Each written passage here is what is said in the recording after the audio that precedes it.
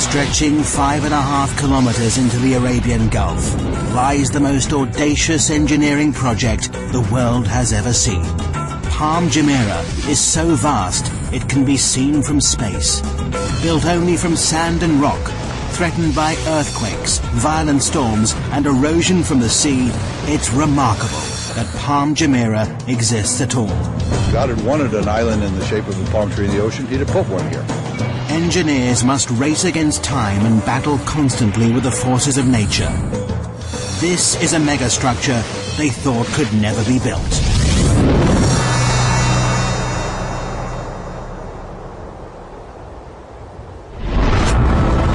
August 2001.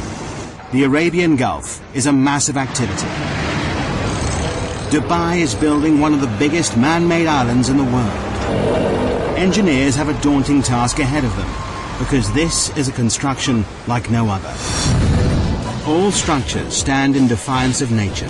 Most are built from concrete and steel, materials that are artificially strengthened.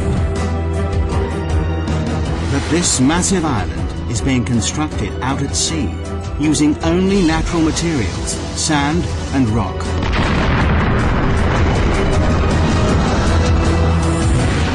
Both start eroding the moment they hit the water. For project manager Bob Berger, it's a daunting task. Any construction is in defiance to nature, and this is an extreme example of that. Every day, we're trying to prevent the destruction of what we built. The Middle East, Dubai, the jewel of the Arab world. A kingdom built on the profits of its oil reserves. This tiny emirate, twice the size of London, is one of the richest places in the Arab world.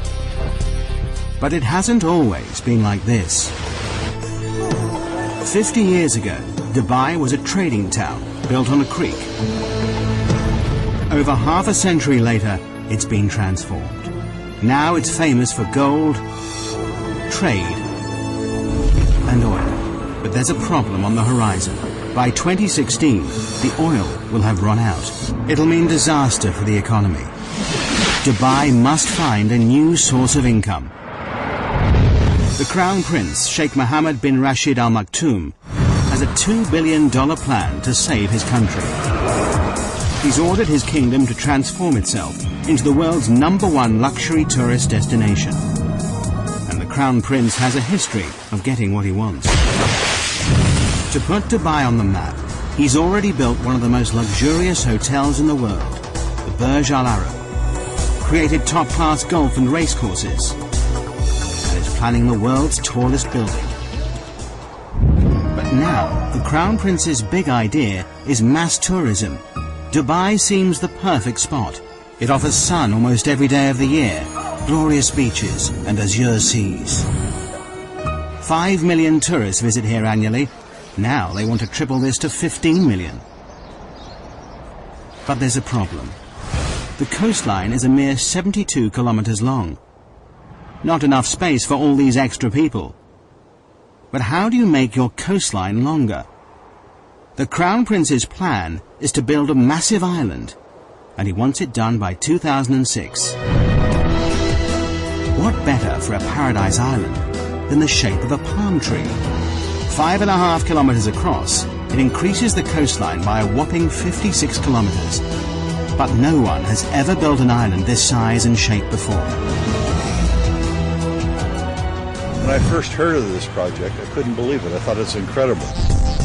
The extraordinary plan is to build a city at sea. The palm will be covered with luxury villas, shopping malls and restaurants. The crescent-shaped breakwater, linked to the palm by a tunnel, will hold 22 hotels.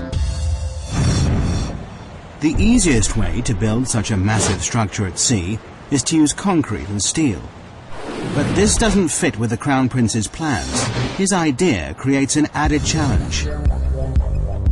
To blend in with its surroundings, the island must be made entirely from natural materials. The palm-shaped island will only be made from sand, 94 million cubic meters of it. All that protects this from the sea will be a breakwater, 5.5 million cubic meters of rock. Together, there's enough sand and rock to build a 2.5 meter high wall circling the entire world.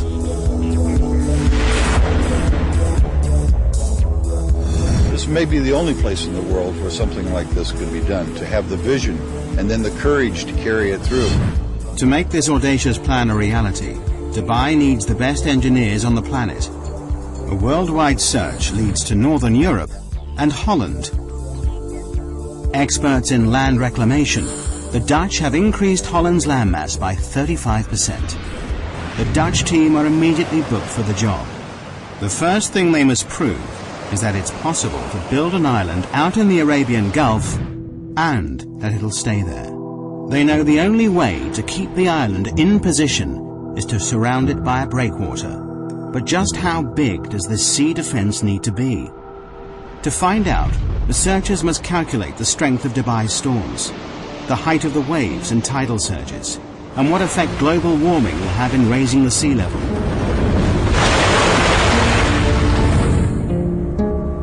The biggest fear for all coastal engineers are massive freak waves. These waves build up over long distances, pushed by persistent winds and large currents. They destroy nearly everything in their path. But the island builders are lucky. The research team has worked out that the Arabian Gulf is the perfect place to build this megastructure. On average, the Gulf is only 30 meters deep, and it's only 160 kilometers wide. It's too short and too shallow for catastrophic waves to build up. But the team know they will get Shamal storms.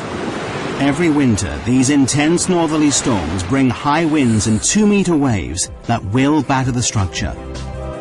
Researchers must also factor in the worst-case scenario, the storm that hits once in 100 years.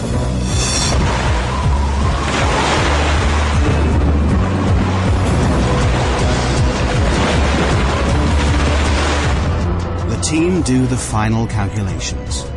To protect this fragile island, the breakwater must be at least 3 meters high above the waves and 11.5 kilometers long. But just when the engineers thought they were ahead, they're given another challenge. The developers in charge of this megastructure want to start construction immediately, before the research is complete. It's a huge gamble that could come back to bite them. If they haven't got it right, the whole structure might be washed away.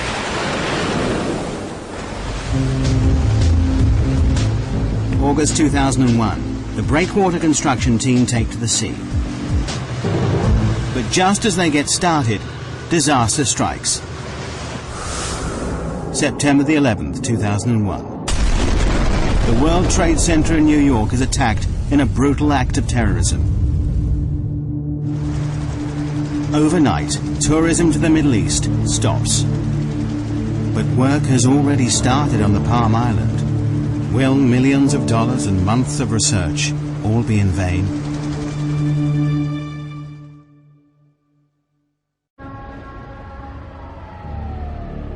September 2001. In the wake of terrorist attacks in the United States, travel abroad halts abruptly.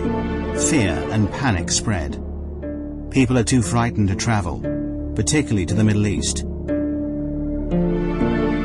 It could have disastrous consequences for Dubai's ambitious plans. Work has already begun on building one of the biggest man-made structures in the world. A giant palm-shaped island that'll transform Dubai into a world-class holiday destination. The massive 11.5-kilometer breakwater is under construction.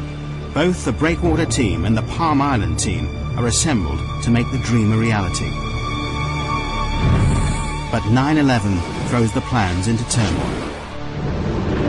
The 1,200 foreign engineers fear their lives could be in danger. They make contingency